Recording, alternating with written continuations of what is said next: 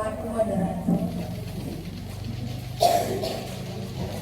Assalamualaikum warahmatullahi wabarakatuh. Waalaikumsalam warahmatullahi wabarakatuh. Semangat pagi. Walaupun disebut dengan pagi, sudah pasti sebagai pendidik tahu bahwa arti semangat pagi adalah untuk menunjukkan pada kita semua, pada diri kita, bahwa pukul berapa ibu-ibu sekarang? Pukul 5 menit. Kita tetap punya semangat yang tinggi untuk terus mengupgrade diri.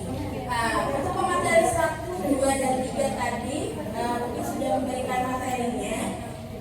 Cuma di sini saya mewakili teman-teman akan memberikan apresiasi lebih pada ibu-ibu yang masih bertahan di sini, meluangkan waktunya, karena ibu-ibu yang ada di sini pastinya adalah guru-guru hebat.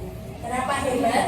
Karena tetap meluangkan waktunya untuk terus mengupdate diri, ya, untuk terus mencari ilmu. Walaupun kita sebagai guru tidak ada waktu untuk berhenti untuk belajar, ya, bukan murid saja yang belajar, tapi kita sebagai guru pendidik juga akan terus untuk belajar.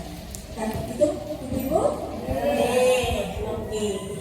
Ya, sama seperti pemateri sebelumnya, nggak usah terlalu tegang, santai, walaupun kelihatannya panas, tapi kita juga panas untuk mencari ilmu. Ya, bukan hanya sekedar menerima, nanti juga kita bisa mengimplementasikan secara sederhana mungkin pada anak-anak didik kita. Baik, langsung saja. Sekarang untuk materi yang keempat, saya dipercaya untuk menyampaikan materi tentang 5 posisi kontrol. Ya, tentunya materi ini terkait dengan materi-materi yang sebelumnya.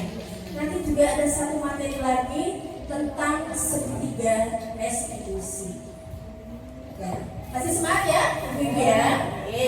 Jadi kita khususnya saya di sini hanya bukan sebagai guru hebat, sama dengan ibu-ibu di sini, hanya berbagi sekedar pemahaman apa yang saya lebih tahu lebih dahulu. Tentang 5 posisi kontrol. Untuk yang pertama, sebentar, mungkin saya memberi sebuah intro dulu. Ini, kalau kita ada di kelas, ini saya maju saja ya, ibu. Misalnya ketika kita ada di kelas, kita menjumpai senang sekali dengan ketemu dengan anak-anak didik kita yang sifatnya macam-macam. Ada yang betik, ya. Kalau yang betik ini gemes rasanya untuk uji apa no ya ini ya. Gitu kan ibu. Apalagi kalau kita ngajar di TK. Kebetulan saya ngajar di SMA, mungkin ya sudah nggak jauh berbeda, ya. Bagaimana kita memposisikan diri kita sebagai guru, menyikapi karakter-karakter anak yang beda-beda, yang berbeda tadi. Ada yang mungkin anaknya sifatnya lurus-lurus saja, diomongin ini, ada tugas seperti ini, ya dikerjakan, gitu ya. Jadi sebetulnya kodrat anak itu unik, beda-beda. Ibu-ibu juga mengenal tokoh pendidikan Ki Hajar Dewantara, ya. Jadi ibarat menurut beliau, anak itu punya kodrat yang unik, Jadi macam-macam. Gak semua anak itu menginginkan pencapaian prestasi semua. Ada anak mungkin yang penting aku sekolah saja sudah seperti itu. Terus aku tak absen naik, ya seperti itu ibu-ibu. Yes. Kemudian ketika kita ini yang paling kentara sekali waktu COVID-19, masa pandemi, pernah mengalami saya, ibu-ibu dan semua pemateri di sini, anak-anak itu kebanyakan mungkin bagaimana ini? Waktu kita mengajar masa pandemi, karakter anak-anak kita apakah selalu nurut dengan apa yang kita harapkan, atau mungkin ada yang memberontak? Kita berbagi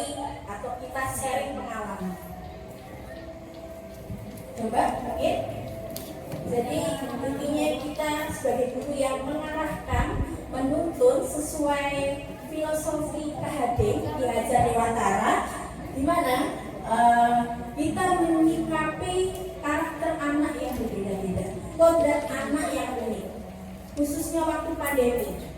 Apakah mereka misalnya ketika waktu daring, nah, kalau mungkin mengajar di TK, kita melibatkan orang tua, karena anak kan tidak intens menggunakan smartphone, ya seperti itu. Jadi kira-kira gimana? Anak itu akan lurus-lurus saja patuh terhadap apa yang kita. Nah, monggo. Oh sudah. Monggo. Pada saat kondisi COVID-19, anak-anak itu merasa tidak semangat. Apalagi banyak yang rewel karena kebanyakan main HP di rumah. Ya, rewel ya, main HP, ibunya mungkin ya. Kalau justru sejaman modern baik ya, baik seboko piye ibunya kok enggak ikut pembelajaran daring, kok belum mengerjakan tugas yang selesai, misalnya mewarnai di foto kemudian dikirim melalui HP neneknya atau mamanya, seperti itu ya. Nah, itu namanya karakter.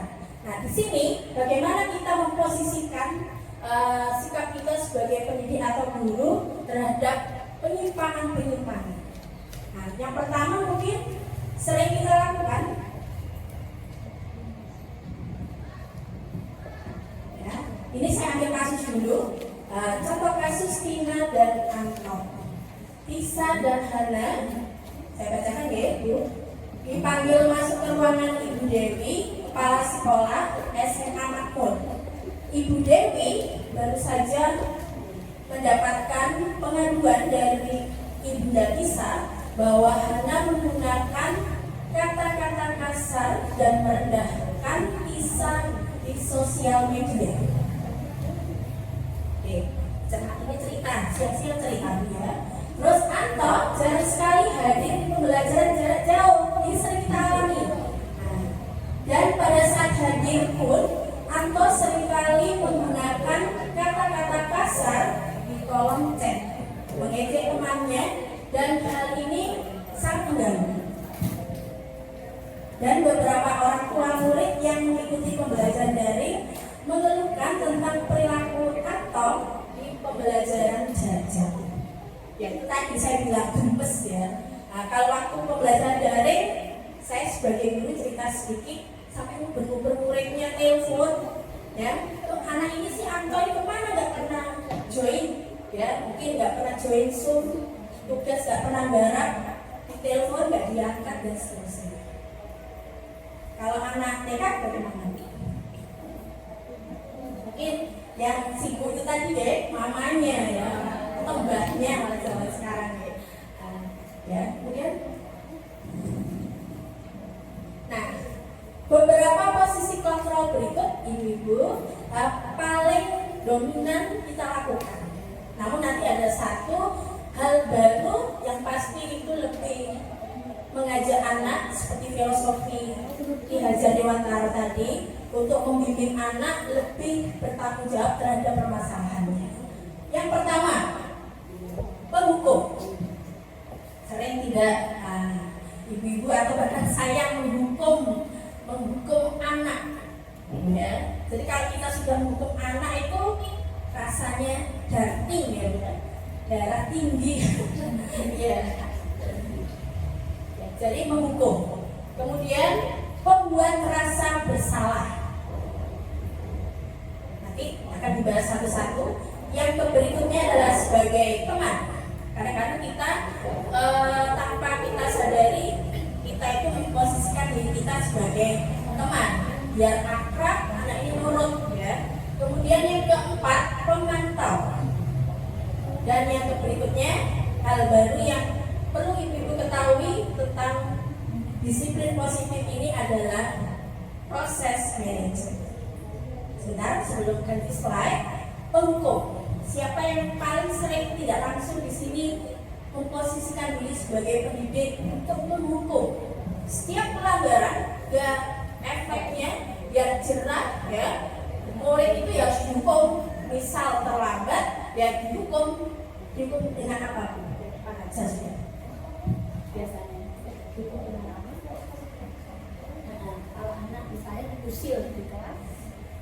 Kalau misalkan anak usia juga biasanya untuk agar tidak mengganggu konsentrasi atau kegiatan saya main, biasanya bisa diberikan terlebih dahulu. Ditanyakan dulu kenapa sama temannya, apa bosan atau gimana.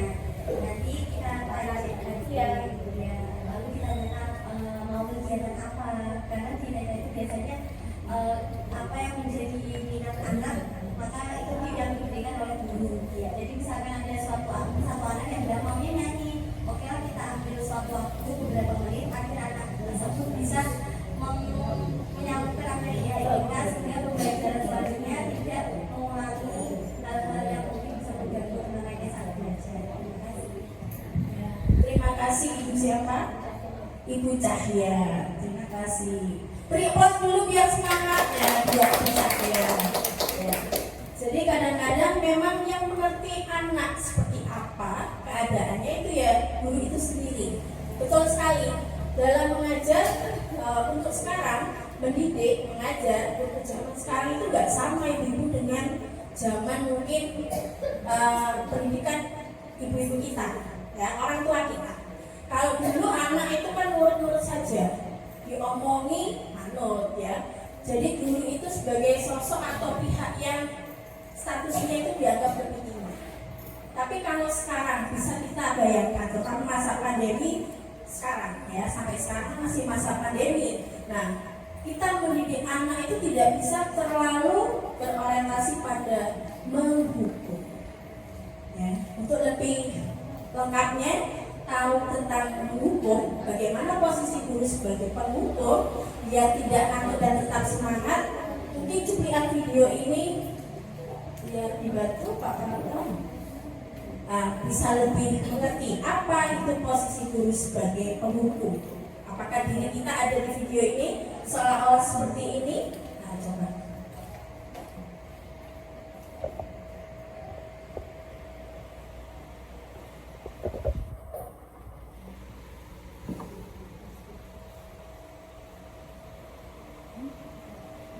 Karena saya yakin ya, kita semua yakin kalau kita pasti pernah menghukum murid kita ketika mereka perilakunya tidak berkenan atau tidak sesuai dengan keyakinan kelas atau kesepakatan dan aturan.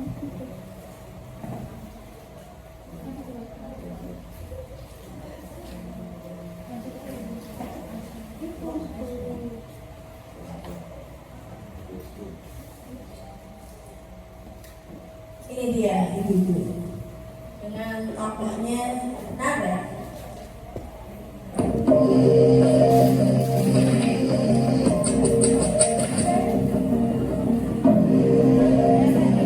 Naren, sini kamu. Selamat pagi, Bu. Selalu terlambat. Kamu deh, pasti terlambat. Maaf, Bu. Saya Apa? Apa coba? Alasan kamu apa lagi? Kapan sih kamu tidak terlambat? Malas sekali ya kamu jadi anak. saya Dasar pemalas. Gak kapok-kapok sih kamu. Sudah berapa kali terlambat? Sana, kamu keliling lapangan basket 2 kali. Kenapa saya harus keliling lapangan basket, Bu? Kenapa? Kamu melawan ibu? Berani-beraninya jawab. Sudah terlambat, masih berani jawab pula. Sekarang, keliling lapangan basket 5 kali sekalian. Biar kapok. Cepat. Pergi sana ke lapangan basket. Posisi penghukum biasanya berbicara dengan Ya. Bagaimana ibu-ibu? Pernah melakukannya? Sering. Tidak? Bagus, siapa bilang tidak? Ya, misal kalau di TK itu kan usil dengan temannya, karena kan mencari perhatian. Nah, kadang-kadang namanya apa ya, emosi orang itu kan beda-beda. Mungkin kita ketika menyikapinya, iki ya ngomong dewe, maunya apa nyanyi ya, harus apa ya, yang mengerti kondisi murid itu adalah guru itu sendiri. Jadi betul seperti apa yang disampaikan tadi, harus bisa mengikuti bagaimana kodratnya. Ya, misalnya unikanya bakat minatnya apa? Itu. Ya, berikutnya lagi ya, selain menghukum, yang kedua adalah pembuat rasa bersalah.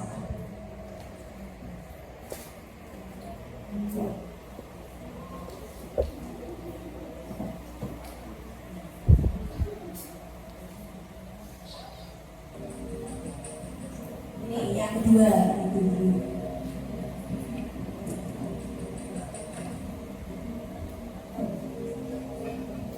Naren,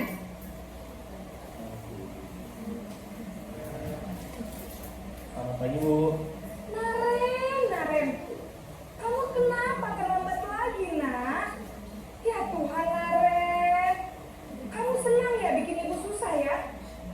Kalau kamu terlambat lagi, Cermati nanti ibu kalimatnya. yang ditegur bapak kepala sekolah, nak. Disangka ibu tidak bisa membina kamu. Duh, gimana ini? Maaf, Bu. Duh, Gusti Naren, kamu suka ya kalau ibu ditegur bapak kepala sekolah? Terus, sekarang ibu harus tulis apa ini di buku absen? Ini kamu sudah sering terlambat loh. Ibu harus apa coba? Maaf, Bu. Maaf sekali. Ya sudah, lain kali jangan bikin ibu susah lagi ya nak ya. Ibu tidak akan kuat lagi kalau kamu begini terus. Bisa jantungan kalau ibu ditegur bapak kepala sekolah. Bisa Sekarang cepat, jantungan. kelas. Maaf ya, Bu. Maaf sekali. Ya, stop dulu. Posisi pembuat rasa bersalah berbicara dengan nada Pak. Yang kedua, pembuat rasa bersalah. Jadi kalau yang pertama tadi suara guru ini nggak disadari dengan membentak-bentak, suaranya tinggi itu mungkin merasa anak ini akan takut dan mematuhi. Ya. Jadi kadang-kadang tidak kita sadari itu kalau yang menghukum. Tapi kalau yang kedua, pembuat rasa bersalah, ini juga kadang-kadang nggak disadari kan, saking apa ya, terlalu sering terjadi sehingga apa kamu tidak kasihan sama ibu. Jadi suaranya itu memelas, mengharap anak ini merasa simpati dan kasihan dan berubah. Ya, orang kalau memelas mungkin lawan interaksinya akan merasa oh iya sama ya guruku terlalu sering tak repoti seperti ini. Nah, berharap dengan demikian anak ini akan berubah. Apakah memang dampaknya akan seluruhnya positif? Bagaimana Ibu? Apakah seluruhnya akan positif? Kalau misalnya penghukum, mungkin dampaknya anak itu menumpuk dendam. Malah cuma gitu saja ya misalnya. Kalau mungkin anak yang PAUD TK mungkin dengan perilaku ya tidak ngomel seperti anak SMA. Misalnya kalau yang dua ini, ya harapannya itu dampaknya anak ini memang patuh. Tapi ketika dia bertemu dengan guru yang lain, misalnya ini kan kasusnya terlambat. Dengan terlambat mungkin, oh misalnya ya Bulisa saja tiket di gerbang gak masalah. Koncoku itu loh Bulisa. Apalagi anak SMA itu kalau diajak dekat itu seneng Bu. Ya apalagi kalau anak TK juga seperti itu. Kalau sebagai guru kita menunjukkan ketulusan, perhatian, anak itu kan semakin manja dari kita kalau anak TK ya. Nah, jadi kalau anak SMA juga seperti itu, sebenarnya sama. Penghukum, membuat rasa bersalah, tidak ada yang beda. Anak itu SMP, SMA, TK itu sama saja. Cuma di sini ada tahap perkembangan anaknya. Ya. Jadi dampaknya kalau yang kedua ini dampaknya itu anak tidak akan patuh terhadap guru-guru yang lain. Ya, di sini hasilnya membuat rasa bersalah. Murid akan merasa bersalah telah mengecewakan guru tertentu itu yang dianggap teman. Tapi kalau misalnya nggak dekat, nggak akrab, berarti duduk koncoku. Nah ini cerita sedikit. Saya pernah punya murid ya menganggap saya sebagai teman. Begitu juga sebaliknya. Harapannya sebelum saya ikut pendidikan guru penggerak ini, anak itu akan seluruhnya patuh. Tapi ternyata enggak Bu. Mereka hanya patuh terhadap diri saya saja sebagai guru. Untuk yang lain mungkin tidak ada kepatuhan. Ya, dampaknya seperti itu. hanya ke guru yang dianggap sebagai teman. Yang ketiga, praktek.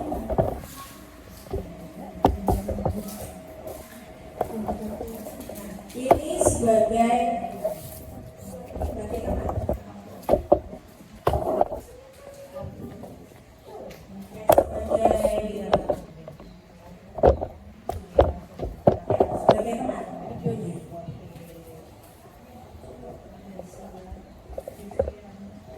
Nah, ini nanti saya cerita sedikit tentang sebagai teman.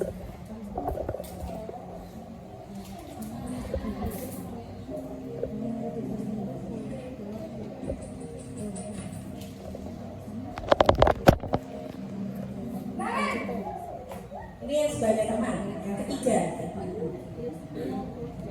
Selamat pagi Bu. Wah, sudah jam berapa ini nak? Terlambat lagi ya sayang. Iya Bu, habis ibu saya lupa bangunkan saya Bu. Kamu malah menyalahkan ibu kamu. Kamu bukannya anak yang larinya paling kencang. Kok terlambat sih? Iya Bu, saya memang terlambat bangun tadi. Jadi biarpun saya lari kencang, tetap gak kekejar Bu. Ya sudah, Pelari ini ya. nanti lain kali larinya lebih kencang lagi ya. Lebih kencang lagi. Bikin seneng ibu demi ibu. Bisa kan? Bisa lah Bu. Ya sudah, sana masuk kelas. Ibu beresin urusan absen kamu. Kamu ini ada-ada saja. Ya, cukup. Nah, sekarang itu yang ketiga. Jadi posisi guru yang ketiga, tadi yang pertama sebagai pendukung, yang kedua membuat rasa bersalah, ya. Kemudian yang ketiga sebagai teman. Ya, jadi seperti yang saya ceritakan tadi sedikit, kalau kita punya murid yang mereka menganggap kita sebagai teman, mungkin juga sebaliknya, kadang-kadang memang patuh, tapi itu hanya pada diri kita saja. Tapi ketika pada guru yang lain, mereka mungkin akan merasa takut mungkin, atau mungkin juga tidak patuh seperti dengan guru yang dianggap teman tadi. Ya, murid akan merasa senang dan akrab dengan guru, termasuk dampak positif. Hanya saja sisi negatif murid menjadi tergantung pada guru tersebut. Yang saya pelajaran saya ngajar sosiologi dulu. Nah, ketika mereka merasa saya sebagai teman, mereka akan merasa senang sekali. Bersemangat sekali. Waktunya bisa di sini. Walaupun jam terakhir tidak akan patuh. Tapi kalau misalnya guru yang lain, mungkin perilaku atau tindakannya tidak seperti itu. Kemudian, bila ada masalah, dia merasa bisa mengandalkan guru itu. Ya. Nanti ada lagi untuk membantunya. Akibat lain dari posisi teman, Adi hanya akan berbuat sesuatu bila yang menyuruh adalah guru tersebut dan belum tentu berlaku yang sama dengan guru yang lain. Jadi ini saya pernah cerita sedikit. Saya punya murid, ketika pembelajaran saya, dia sering interaktif, ngacung ya, menjawab pertanyaan-pertanyaan saya. Karena terlalu sering, saya ingin lebih merata bahwa siswa saya itu tidak hanya dia saja, dia seorang. Maka saya memberikan kesempatan pada anak lain untuk aktif di kelas. Biar suasana pembelajaran itu tidak hanya didominasi oleh anak itu. Nah, akibatnya apa ibu-ibu? Anak itu ngambul. Ya. Ketika dia ngacung, dia seluruhnya bisa menjawab pertanyaan dari saya. Dia nganggap, dia ngechat saya, Bu, ya kalau murid sebagai teman dan ngechat Bu, saya tuh lo bisa, saya ngacung beberapa kali, kok nggak ditunjuk. Nah, terus waktu pulang, biasanya kan salaman ya ibu-ibu ya, dia mengabaikan saya dan salaman. Itu ya dampak negatif ketika memposisikan sebagai teman. Itu juga ketika mengajar TK bisa saja saya nangis ya, atau mungkin wes lemos balon wes gak tak reken. kan tambah ngambul kalau yang TKW. Gimana kalau dengan anak SMP? Sama mereka beda. Begitu seterusnya yang keempat sekarang. Ini juga sering kita lakukan sebagai pemantau, posisi guru sebagai pemantau. Nanti biar ibu tahu bedanya ya. Posisi pemantau tetap menarik. Apa utamanya itu?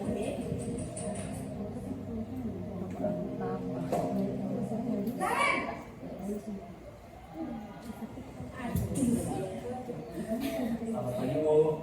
Naren, apa peraturan sekolah kita tentang jam berapa kita harus masuk sekolah, Nan? Kita harus di sekolah jam 7 Bu. Iya betul, sekarang sudah jam 7.20. Kalian sudah tahu konsekuensinya jika terlambat hadir? Paham Bu, saya harus tinggal kelas pas jam istirahat selama 20 menit. Iya benar, konsekuensinya demikian. Jadi nanti jam 9.30 pas istirahat, kamu harus tinggal di kelas, kerjakan tugas tambahan untuk ketertinggalan kamu, ya? Baik Bu. Ya, itu jadi pemantau. Masih sering juga kita lakukan. Ya, jadi pemantau di sini guru masih menanyakan. Kamu tahu tidak konsekuensinya kalau kamu terlambat? Ya, kamu tahu tidak apa peraturannya, sanksinya jika kamu terlambat? Seperti itu. Jadi guru di sini masih menanyakan konsekuensi atau aturan apa yang berlaku, sehingga siswa atau murid itu akan merasa tetap tidak nyaman. Ya, saya bacakan. Murid memahami konsekuensi yang harus dijalankan karena telah melanggar salah satu peraturan sekolah. Guru tidak menunjukkan suatu emosi yang berlebihan, menjadi marah atau membuat merasa bersalah. Murid tetap membuat tidak nyaman dengan harus tinggal kelas pada jam istirahat. Nah, ini sering terjadi, ibu-ibu. Kamu tak kerjakan tugas atau kamu terlambat, kamu tahu konsekuensinya, sanksinya. Berarti nanti ketika jam istirahat, ketika teman-temanmu ya asik makan di kantin, ya mungkin berbicara dengan temannya, kamu tetap stay atau tinggal di kelas. Ya, kamu harus melakukan kewajiban kamu, mengerjakan sesuai sanksi atau konsekuensi yang sudah kita tentukan, yang sudah kita ketahui. Ya, jadi ada perasaan gak nyaman, teman-teman saya istirahat, kok saya sendiri kerjakan, dia teman-temannya malu, ibu-ibu. Nah, seperti itu. Nah, berikutnya ini adalah yang baru yang perlu kita pahami, yaitu posisi manajer. Bisa tidak kita identifikasi perbedaannya? Posisi manajer.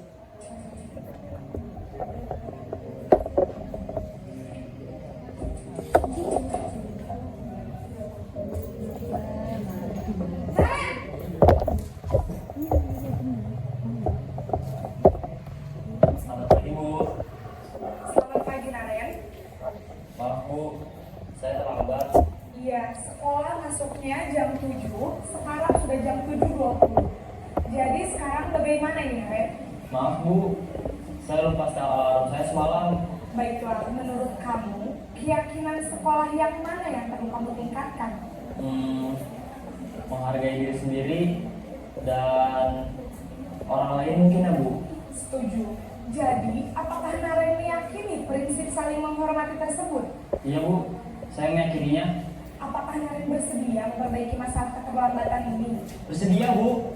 Bagaimana kamu akan perbaiki masalah keterlambatan ini? Saya akan coba untuk tidak lupa menyetel alarm saya Bu. Baik, kalau Naren lupa menyetel alarm di rumah, ada orang yang kira-kira bisa bantu mengingatkan tidak? Ada Bu, kakak saya, Kak Emma. Ada lagi selain Kak Emma? Selain Kak Emma, ada ibu saya. Baik, jadi yang mengingatkan Naren adalah Kak Emma dan ibu kamu ya? Kira-kira akan mulai start alarm kapan nih Naren? Setelah pulang sekolah, akan segera saya lakukan. Baik, jadi Naren akan setel alarm untuk bangun besok pagi dan akan diingatkan oleh kakak dan ibunda Naren ya.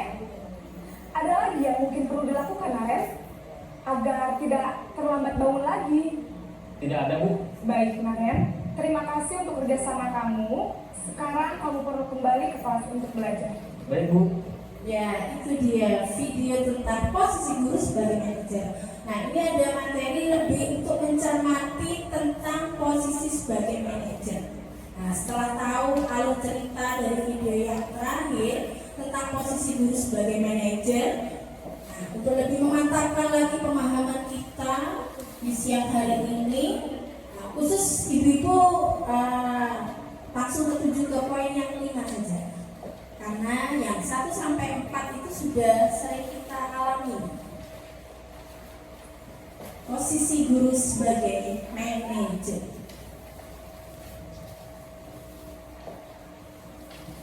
Posisi guru sebagai manajer. Ya, posisi hal yang baru yang perlu kita pahami, dan sebisa mungkin setelah ini ya, ibu-ibu kita melakukan secara sederhana. Karena terkorelasi dengan materi yang sebelumnya, sambil mendampingi ibu-ibu untuk membaca bahwa budaya positif di sekolah dalam mewujudkan generasi emas 2045.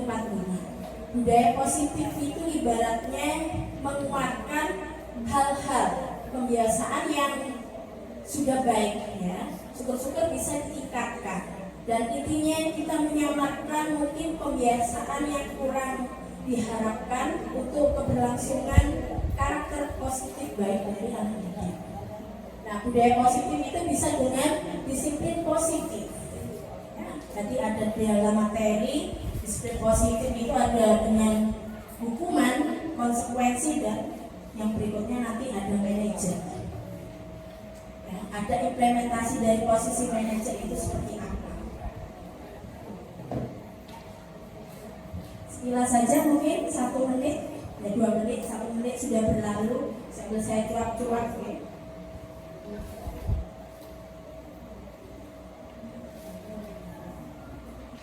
Kalau sudah selesai dibaca, saya ingin partisipasinya untuk berpendapat. Ya, kira-kira hal baru ini yang membedakan dengan posisi sebelumnya itu apa? Ya. Monggo. Biar lebih semangat, mungkin ada sesuatu ini. Monggo silakan. Memberi cara untuk memperbaiki diri.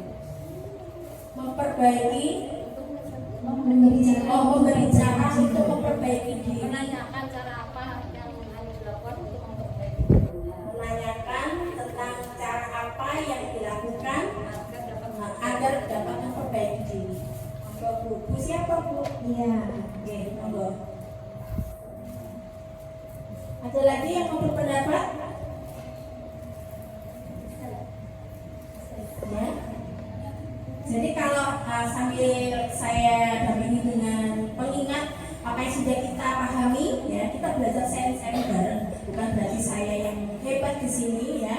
Jadi kalau penghukum, ya biasanya ada suara kita tinggi, dan anggapan kita apa selama ini Ibu? Kita menganggap kalau kita menghukum, kita memberikan sanksi, ya anak itu ya akan jerah. Nyatanya, iya apa tidak? Tidak, malah akan dendam, memberontak.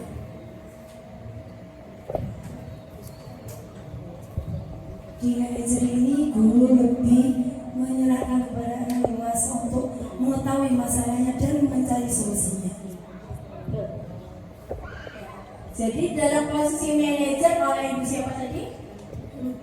Ibu Lutfi, guru ini akan menyerahkan sepenuhnya pada anak, ya untuk apa? Bertanggung jawab menyelesaikan permasalahannya sendiri. Ya, karena tadi kan ngomongin kata merdeka.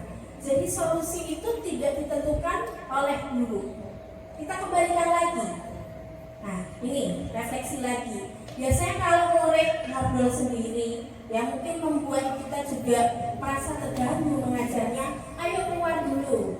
Mungkin kalau anak TK, kamu diam dulu di sini, ya, jangan diam ya, jangan ini kemana-mana. Itu suatu perilaku di mana kita menghukum, ya, mengeluarkan anak dari kelompoknya, sehingga anak kadang-kadang merasa apa? Minder. Akhirnya misalnya Bu, disuruh berdiri di depan menyanyi, anak kan merasa mungkin malu. Walaupun kelihatannya ada anak yang gablek, ya, disuruh maju nyanyi, dia malah semakin capak, ada kan, ya. Tapi di balik itu semua sebetulnya dia merasa malu, ya, karena mental anak itu ada yang terlalu terlihat, ada juga yang mungkin disamakan, sensitif. Ya, ada anak introvert dan anak ekstrovert. Kalau ekstrovert, wes apa wes, juga mau nyanyi, aku penyanyi gitu ya. Jadi diulangi lagi dan diulangi lagi. Kalau itu menghukum. Oke, jadi yang kelima ini, terima kasih. Oh yang Lutfi dapat hadiah juga.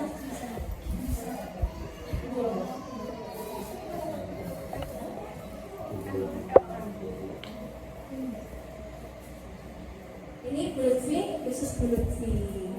Terima kasih, opininya bagus sekali. Tepuk tangan biar semangat semuanya kelas. Jadi untuk posisi manajer, Ibu, nada suaranya itu tulus. Ayo training, ayo kita ngomong-ngomongan. Kemudian bahasa tubuh tidak kaku, mendekat ke murid. Ya, jadi kita nggak membenci, kita semakin rangkul. Ayo kita ngobrol. Hasilnya fokus ada pada murid, bukan untuk membahagiakan guru. Tadi dari 4 itu mana yang membahagiakan guru? Yang mana? Penghukum? Pembuat rasa bersalah. Jadi saya tolong lakukan untuk ibu, tolong. Nah, kita kan bestie gitu kan. Ya, jadi biasanya istilah sekarang anak-anak itu kita bestie. Kita kan bestie Bu, jangan dihukum ya Bu. Ya wes, cepat ke situ. Nah, 1 kali, 2 kali. Ya, kalau yang ketiga kali nggak dibantu lagi. Kalau sebagai teman atau orang tidak, bukan untuk membahagiakan guru atau orang tua, murid sudah mengetahui adanya suatu masalah dan sesuatu perlu terjadi bila guru mengambil posisi pemantau. Ya. Jadi untuk posisi manajer saya tambahkan di sini, guru itu ngajak murid untuk berkomunikasi, berdialog. Ya, misalnya kamu melakukan kesalahan apa? Nah, seperti itu. Nah, untuk lebih lengkapnya tentang posisi manajer, ibaratnya gini. Sekolah itu kan ibaratnya adalah perusahaan, ya, organisasi. Guru itu pemimpinnya. Nanti yang bisa menata itu semua ya guru itu sendiri. Mau dikemanakan? Ya, tujuan kuliahnya itu apa? Itu guru. Ya, jadi biasanya coba kita kurangi porsi dari guru sebagai penghukum, guru sebagai pembuat rasa bersalah, kemudian pemantau dan sebagai teman. Kita sedikit beralih menuju hal yang baru ini, yaitu posisi guru sebagai manajer. Nah, bagaimana lebih bisa menerapkan atau mengimplementasikan posisi guru sebagai manajer adalah dengan materi yang berikutnya, yaitu segitiga restitusi.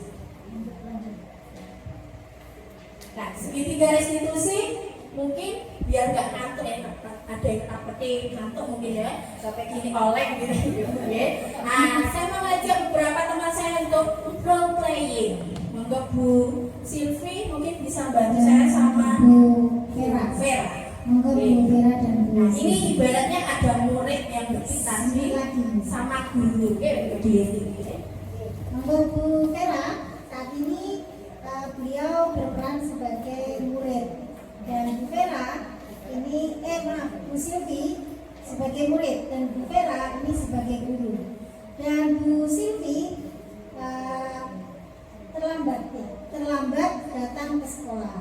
Nah, apa yang harus dilakukan oleh Bu Vera untuk mengaplikasikan segitiga restitusi? Monggo.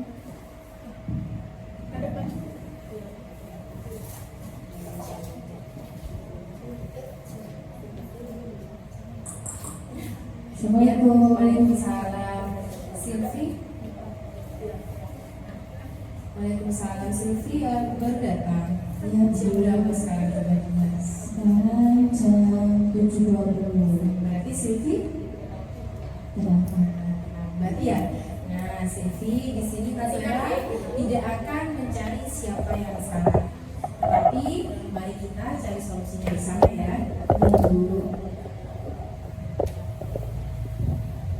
Nah, dekat dulu. Kita mencari solusinya, ya. Kita mencari solusinya. Saya sebagai guru tidak mau mencari siapa yang salah. Kadang-kadang kita nggak sadar ya selama ini, sebelum tahu materi ini, terus kontak celok, kamu sih salah. Ayo, habis ini saya hukum kamu ya. Lanjut ya Ibu. Itu tahapan yang pertama. Tahapan yang pertama yaitu menstabilkan identitas. Karena ini adalah segitiga restitusi. Jadi tahap satu, langkah yang pertama adalah menstabilkan identitas. Dalam artian tahap ini tidak mencari siapa yang salah. Nah, Silvi ada dua. Nah, Silvi tadi kan sudah terlibat. Kira-kira Silvi tahu apa tidak apa kerugiannya? Saya telah menerima pelajaran Bu. Nah, betul sekali. Jadi ada beberapa dampak yang Silvi akan terima jika Silvi datang terlambat, yaitu salah satunya Silvi bisa telat mendapatkan pelajaran. Ya. Nah, Silvi juga kehilangan kepercayaan diri, ya kan? Nah, itu Silvi. Jadi lain kali jangan terlambat lagi ya. Iya Bu. Cukup ya, cukup dulu. Belum selesai Ibu ya, jangan khawatir. Jadi tahap yang kedua ini adalah memvalidasi tindakan yang salah, yang keliru. Nah, dengan contoh kata kunci kalimat, ya, kamu terlambat. Nah, salah satu contohnya, kamu terlambat kenapa? Biasanya kalau kamu nggak terlambat, iya Bu, tadi ini bonceng adik saya dulu, adik saya bangunnya siang ya Bu. Nah, seperti itu. Jadi kita tanya dulu. Kadang-kadang kita dating tadi ya Ibu, darah tinggi tadi langsung ngamuk ya, langsung memaki-maki, berharap memang dia sudah terlalu sering seperti itu. Jadi kita tanyakan dulu alasannya. Nah, memvalidasi tindakan yang salah. Yang ketiga. Nah, Silvi masih ingat atau tidak apa keyakinan kelas kita? Setiap siswa harus datang tepat waktu. Tuh, apalagi sudah? Ya, itu Silvi ingat keyakinan kelas kita. Kalau Silvi ingat, apakah Silvi bisa memperbaiki ke depannya? Bisa Bu. Ya, kalau bisa, Silvi lain kali apa solusinya agar Silvi bisa perbaiki lebih terlambat lagi? Mungkin bangun tepat waktu, menyalakan alarm.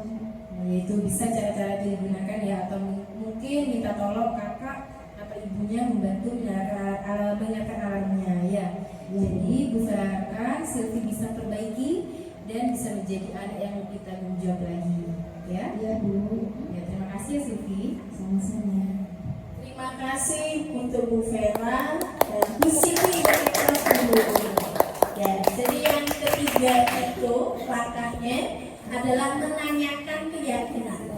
Nah, tadi kan kita sudah membahas tentang keyakinan kelas, keyakinan sekolah. Jadi kita berawal dari aturan, akhirnya kita lanjut ke keyakinan kelas. Karena kalau kita misalnya tentang terlambat atau mungkin membuang sampah, misalnya terlambat, kalau kita mengacu pada aturan, kita akan takut sanksi. Ya, saya melakukan karena takut sanksi, nanti saya dihukum, nanti saya disuruh bersih-bersih seperti itu. Tapi kalau kita punya keyakinan yang sudah kita sepakati itu apa, misalnya keyakinan kelasnya tidak terlambat. Kalau terlambat 5 menit, itu berarti sudah konsekuensinya apa? Ya, jadi yang ketiga itu adalah menanyakan keyakinan. Orang kalau sudah ada motivasi intrinsik, tanpa aturan pun, tanpa dilihat orang pun, ada hukuman atau ada imbalan, itu pasti akan melakukan ya secara langsung, ada keikhlasan. Nah, jadi saya ulang lagi, untuk segitiga restitusi adalah menstabilkan identitas ya. Jadi kita memanggil anak, ngajak komunikasi, dialog itu bukan karena anak itu kita cap sebagai anak yang punya pelanggaran atau bersalah. Terus yang kedua, kemudian adalah memvalidasi tindakan yang salah. Jadi kita tanyakan alasannya dulu, ibu-ibu. Nah, kenapa kok kamu usil ke teman? Kenapa kok kamu membuang sampah sembarangan?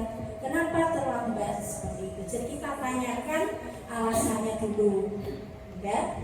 Kemudian yang berikutnya adalah menanyakan keyakinan. Ya, menanyakan keyakinan berarti kita tanyakan pada anak tentang hal-hal yang diyakini sebagai nilai-nilai kebajikan yang sudah kita anggap baik. Nah, kalau kita misalnya melanggar, ya ada sesuatu yang perlu kita pelajari. Jadi refleksi ini tadi adalah tawaran, ya bukan paksaan. Restitusi bukan tawaran, bukan paksaan, tapi adalah penawaran. Jadi kita ajak dialog yang seperti itu. Sehingga apa? Biasanya kalau kita menghukum, kita keluarkan anak itu dari kelompoknya, sehingga dia merasa minder. Nah, tapi kalau yang restitusi ini, kita rangkul anak itu, kita ajak komunikasi, kita kembalikan lagi ke kelompoknya, akhirnya anak itu bisa punya karakter yang lebih kuat lagi. Jadi implementasi dari posisi guru sebagai manajer tadi adalah dengan segitiga restitusi. Ya, mungkin sebelum berlanjut sebentar, saya ngajak ini sebentar ya Betty, untuk ngajak dua orang guru untuk bermain secara sederhana role playing. Kalau pemateri ya teman-teman calon guru penggerak bisa, pasti bisa. Coba dengan kasus yang lain. Monggo, siapa yang berkenan? Ya permasalahannya boleh apapun. Coba kita bisa implementasikan segitiga restitusi. Monggo, dua orang dengan bestinya mungkin silakan. Ya, biar ada sesuatu yang tidak terlupakan di siang hari ini. Oh, saya ikut pelatihan tentang hal baru yang tentunya ini sangat berguna bagi ibu-ibu, bagi kita semua di tahun yang akan datang. Ya, untuk menciptakan generasi emas, untuk menciptakan budaya positif di sekolah. Monggo, siapa? Mungkin Yati membantu, silakan. Monggo, ibu-ibu. Setelah praktek, selanjutnya ya. Selanjutnya nanti akan ada sedikit sesi lagi mau soal satu selesai. Monggo, yang ingin mencoba. siapa yang berkenan? Paling belakang apa paling depan? Apa Monggo tengah? yang belum pernah. Dari saya yang belum pernah. Depan itu. Oke, siapa yang belum pernah? Mungkin yang belakang ya Bu Yati. Ya, ya. Yang belum ada suaranya Bu Yati siapa? Bu Sylvie. Siapa? Bu Sylvie. Ya, Menurut. bermain peran sederhana saja. Ya, menurut. Bu Nurul ya. Bu Nurul kan Kalau kemarin ada Pak Dadan, nah Bu Nurul ini kan ada Pak Dadan. Oh, kakaknya Pak Dadan monggo. Kakaknya, Yang jadi guru siapa? Yang jadi murid siapa? Yang jadi guru siapa? yang menang jadi murid. Nah, yang menang jadi. Oh iya, yang menang jadi guru ya. Terserah kasusnya apa, monggo. Bisi-bisi tetangga dulu, monggo. Bisi-bisi tetangga. Ya, dari sini biar Buat kenangan-kenangan juga buat saya ini. Tidak kalah main. Belajar jadi artis, Bu. kita ke depan biar nggak kena cahaya. Kena cahaya. Biar nggak kena cahaya. Dengan cahaya. Tambah glowing ini. Nah, di sini. Nah, di sini. Yang gurunya siapa ini? Bu siapa? Gurunya Saya boleh nyambung dulu. Monggo. Dulu Bu siapa? Bom. Ini aja. Pakai gitu. Pakai. Ajak seneni aku. Ini muridnya Usir.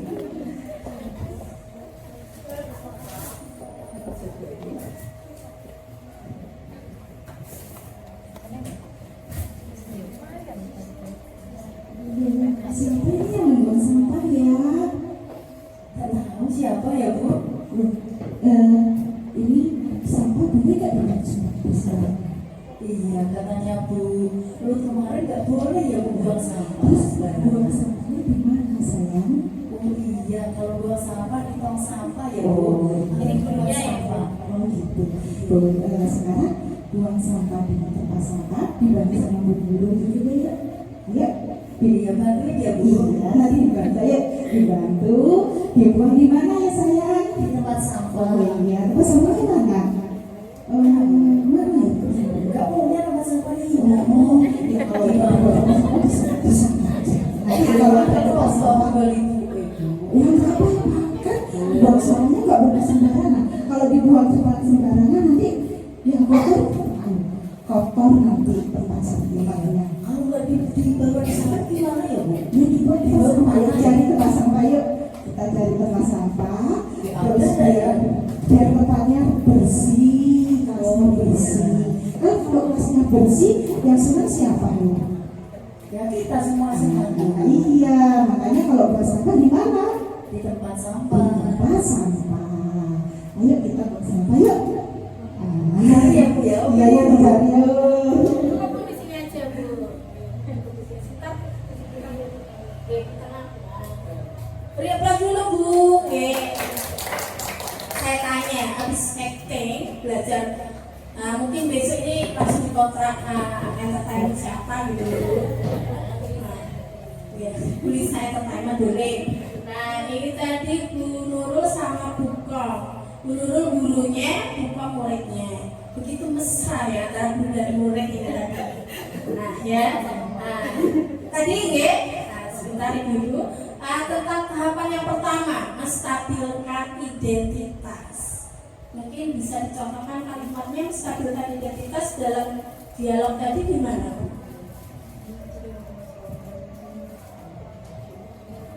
Suka-suka Bu, mereka itu nggak ada benar, nggak ada salah, bebas berekspresi. Coba langsung.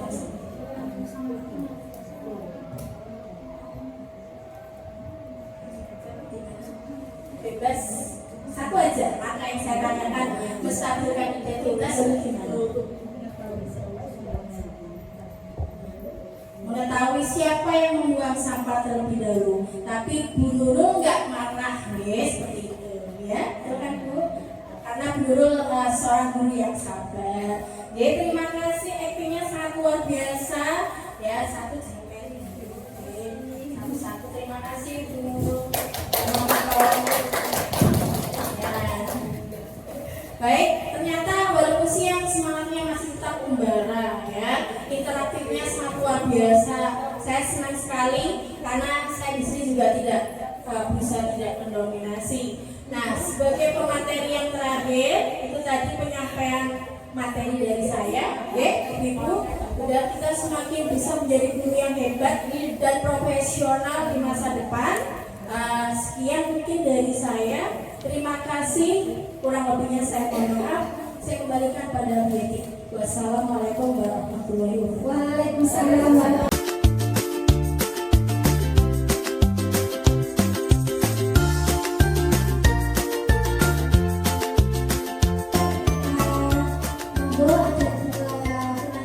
dalam sesi tanya jawab ini. Hanya buka satu cermin aja. Oke, satu. Yang selanjutnya kurang satu lagi pertanyaan. Oke, sesi pertanyaan masuk. Yang satunya, oke, satu dulu deh, satu. Dan bisa semuanya bisa menjawab.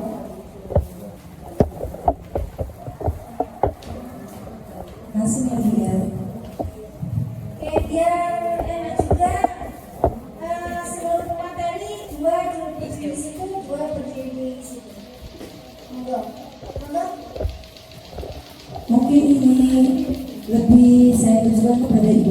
tadi tentang motivasi intrinsik. Sebagai guru juga manusia biasa, terkadang ketika muncul motivasi intrinsik dari diri kita, tetapi karena lingkungan tidak mendukung, misalkan kita sudah masuk ke sekolahan lembaga 30 menit sebelum datang, sebelum anak-anak, tetapi teman-teman yang lain tidak mendukung. Nah, insting kita itu kayak berkurang begitu, Bu. Bagaimana untuk cara kita untuk mempertahankan motivasi intrinsik dari dalam diri kita itu? Itu saja pertanyaannya. Monggo langsung dijawab Bu Yuli. Terima kasih atas pertanyaannya, sangat menarik dan menggelitik ini. Ini pengalaman ya Bang Mir, mungkin bisa dibagi, tapi tidak tahu juga bisa dicontoh enggak ya. Saya itu terus terang berangkat meskipun rumah saya itu dekat, saya ready dari rumah jam 6 dan itu konsisten ya. Mulai saya jadi guru pertama hingga sekarang. Apakah kemudian dicibit? Sudah. Apakah kemudian diajak? Sampun. Semuanya sudah saya lalui yang begitu. Dan juga ada bahkan sampai seperti ini. Di sekolah saya itu terus terang yang paling pagi, tapi bukan saya. Ada tetapi yang paling pagi, bukan Pak Kebun tapi Ibu. Kalau Pak Kebun dan Bu Kebun tentu sudah tidak termasuk. Ada 3 orang. Ini pagi-pagi 3 orang. Dan setiap hari saya amati konsisten dia cuma 3 itu. Saya, Pak Jaroji, sama Pak Fiato. Satunya wakil humas, satunya wakil siswa. Satunya datang jam 6 kurang 10 menit. Pak Fiato sudah datang jam 6. Nanti saya paling maksimal di sekolah jam 6 lebih 7 atau 10. Itu konsisten saya lakukan sekian tahun. Intinya mulailah dari diri kita. Ketika kita konsisten bisa memberikan contoh, apapun yang mereka katakan untuk kita itu semuanya akan terbantahkan. Kecuali kalau kita hanya melakukannya 1 tahun kemudian kita berada, motivasi kita menurut seperti yang saya dengan katakan tadi, itu akan terbantahkan. Teori kita, jeripaya kita, usaha kita, nilai-nilai yang kita yakini semuanya akan begini. Tidak ada sudah. Tapi kalau kita konsisten, kita nggak bisa bilang apa terhadap kita. Misalnya apa? Datang telat, nanti yang ada yang mesti yo iso itu toko isu mulai sudah itu suara sumbang itu sudah biasa, ada pasti di mana-mana. Yang penting apa kita tetap terhadap nilai-nilai yang kita yakini aja dulu, dimulai dari diri kita. Pastinya kalau itu tidak akan pernah kemudian kalau nilai-nilai yang kita yakini itu tertancap dalam hati, motivasi intrinsik yang kita miliki itu tidak akan pernah pudar. Dan juga itu tadi konsistensi tentunya. Mungkin itu. Oke, jadi kata kuncinya adalah konsisten dengan apa yang kita lakukan dan terbukti dari sekian yang saat itu mendaftar di CGP. Bu Yuli masuk dalam CGP. Tepuk tangan untuk Bu Yuli dan teman-teman. Ya. Oke, baik. Mungkin satu lagi. Oke, monggo. Terima kasih untuk kesempatan yang diberikan kepada kami. Sebenarnya dari awal ini memang bukan bagian kami kawan-kawan dari SMP, tapi ketika Bu Didi menyampaikan ada teman-teman mau mendiseminasikan terkait dengan materi yang ada di CGP, saya pribadi itu sangat tertarik dan berharap nanti bisa menyampaikan bukan hanya di kawan-kawan TK tapi juga kawan-kawan yang ada di SMP. Karena memang betul yang namanya untuk merubah mindset, pola pikir semua guru itu memang harus diawali dari kita seperti ini. Pendidikan tidak akan berubah kalau kita itu tidak diawali dari guru yang mau berubah. Kita berpikir seperti itu. Ada kalanya guru yang merasa sudah penuh, istilahnya seperti gelas yang sudah terisi penuh. Ketika mau diisi pun dia akan membludak keluar. Okay. Ada kalanya guru itu yang selalu merasa kosong. Ibaratnya gelas itu yang merasa kosong, merasa haus dengan perubahan, belajar dengan lingkungannya. Ada hal yang menurut saya sangat menarik di sini terkait yang didiskriminasikan dari budaya positif di sekolah. Terus terang memang sekolah kami adalah sekolah swasta yang notabene-nya dari anak-anak yang seperti itu sering bicara kotor, sering melanggar peraturan, dan banyak hal-hal negatif yang lainnya yang sering dilakukan. Ketika kami menganalisa melihat anak-anak ketika diberi hukuman, yang terjadi adalah mengulang lagi dan mengulang lagi, dan seolah-olah itu kayak menantang, istilahnya seperti itu. Nah, ada kalanya memang kita harus menggugah motivasi dari anak-anak itu. Tadi sebenarnya dari materi awal sampai materi akhir, karena nggak ada pertanyaan, di situ nggak ada sesi pertanyaan, jadi kadang-kadang pertanyaan juga lupa gitu. Tapi yang saya inginkan, sebenarnya yang pertama yang saya tanyakan itu terkait dengan yang awal tadi, terkait dengan keyakinan kelas. Nah, ini memang harus, adakah hubungan keyakinan kelas dengan aturan yang ada di sekolah? Nah, itu yang perlu kami. Maksudnya begini, tadi di dalam kalau yang dijelaskan tadi, core itu ada pada aturan kelas, ya aturan kelas. Tapi di sini ada yang keyakinan ini yang berada di menyebabkan adanya keyakinan kelas. Nah, tadi sudah dijelaskan bahwasanya peraturan itu kalau seumpamanya satu sisi saja, seorang misalnya guru saja, wali kelas saja, aturan kelas seperti ini. Bagaimana berarti setiap aturan itu apakah harus memiliki keyakinan yang harus diyakini bersama? Berarti produk awal itu memang dari wali kelas, apakah seperti itu? Itu yang kami tanyakan. Nah, ini sangat bagus kalau semuanya memang betul-betul kita praktekkan di kelas-kelas. Sayangnya tadi wali kelas kami sempat keluar juga, jadi ya sudah. Kemudian yang paling penting itu adalah menumbuhkan motivasi tadi, motivasi dari peserta didik, dari yang belum begitu baik menjadi kesadaran bahwasanya apa yang saya lakukan itu salah gitu. Mungkin salah satunya dengan cara yang retribusi. Tapi kalau seumpamanya misalnya retribusi itu pun tidak restitusi pun tidak bisa atau tidak maksimal ya dilaksanakan, tidak mengenal istilahnya seperti itu, tidak menumbuhkan motivasi intrinsik, apakah diperbolehkan seorang guru itu kembali lagi untuk melakukan hukuman atau memberikan konsekuensi? Mungkin itu yang perlu saya konfirmasikan. Terima kasih. Oke, ada dua pertanyaan. Monggo yang satu mengenal, yang satu bisa. Langsung ya saja. Mungkin Mas Martin. Saya akan menjawab tentang peraturan kelas ya.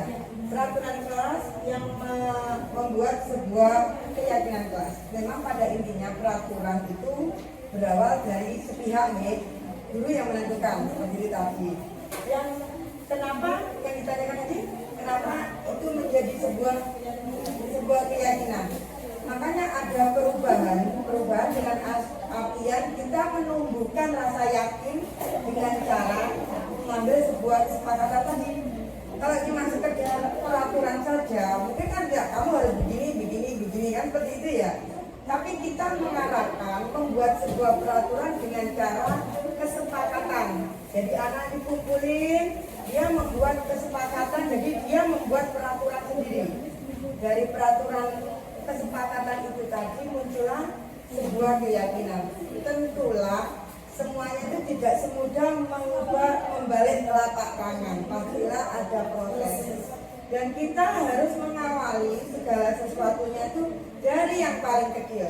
Boleh ibu mencoba dari apa yang kira-kira paling kecil, seperti di kelas saya.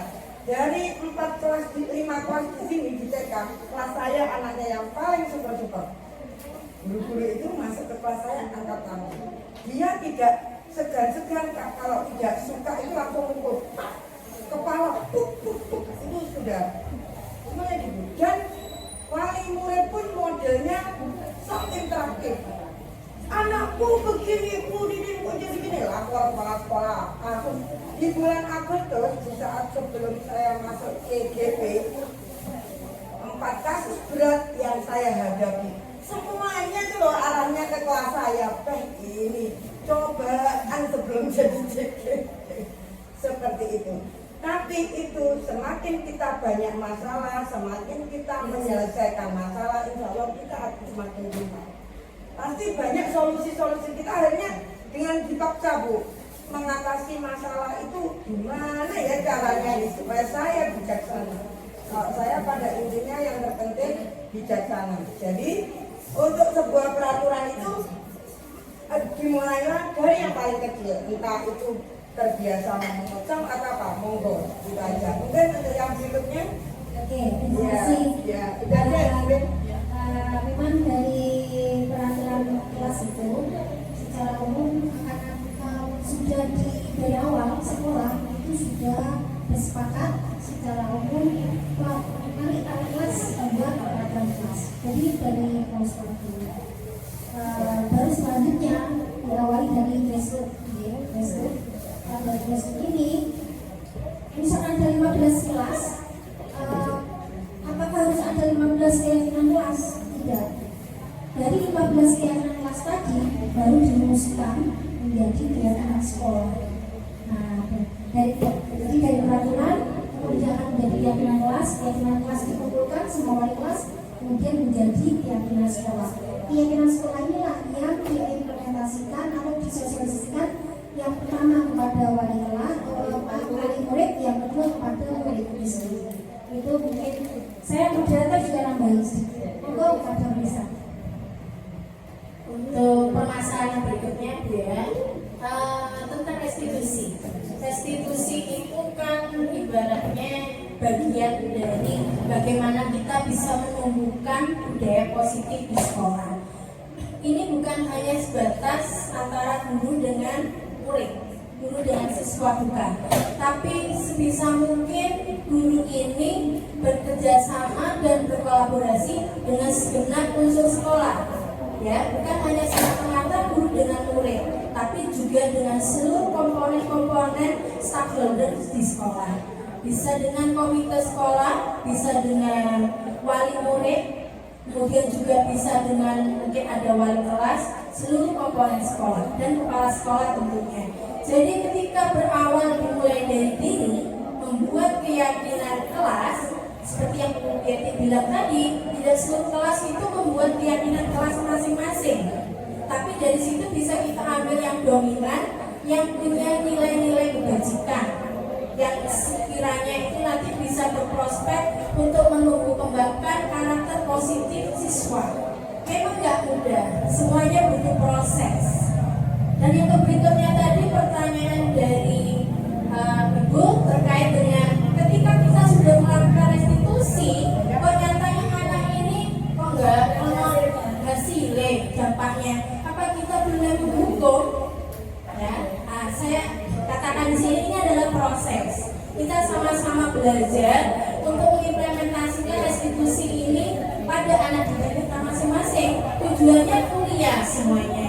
Jadi ketika kita nggak mempan, kita sudah ngajak ngobrol, ya lo kok yo telat, kok yo gara-gara tugas, kok anak temannya dipukul dengan sesuka hati.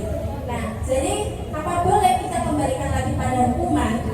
Di sini tadi kita mengenali ada hukuman, ada juga konsekuensi, ada juga yang paling harus dan secara sederhana bisa kita terapkan pada anak didik kita, yaitu restitusi. Jadi sebisa mungkin kita mengendalikan. Tadi ada teori motivasi, disiplin positif, cara menggenggam tangan. Siapa yang bisa tahu isi hati kita? Kalau orang lain tahu, siapa yang menyukai mengontrol diri kita? Maka kita yang bisa mengendalikan diri kita. Apa kita kembalikan ke hukuman atau bagaimana? Ya sebisa mungkin terus kita pertahankan proses restitusi. Sekali lagi itu adalah proses memajukan anak didik kita untuk punya karakter yang baik di masa depan. Terima kasih. Itu saja mungkin biar bisa yang menambahkan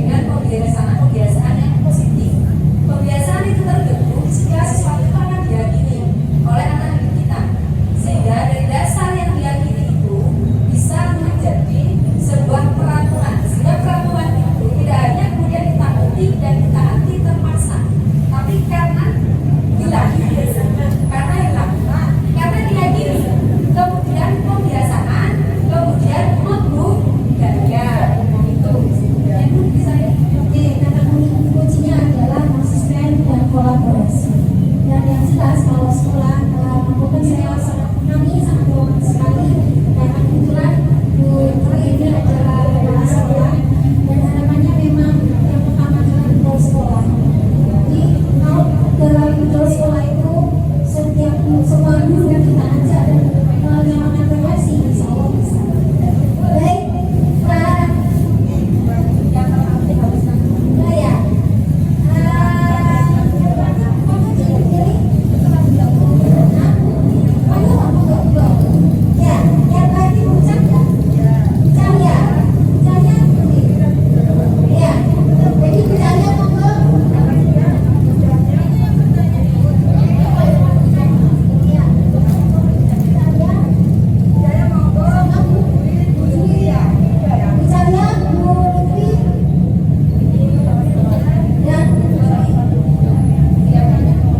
Dan Puji.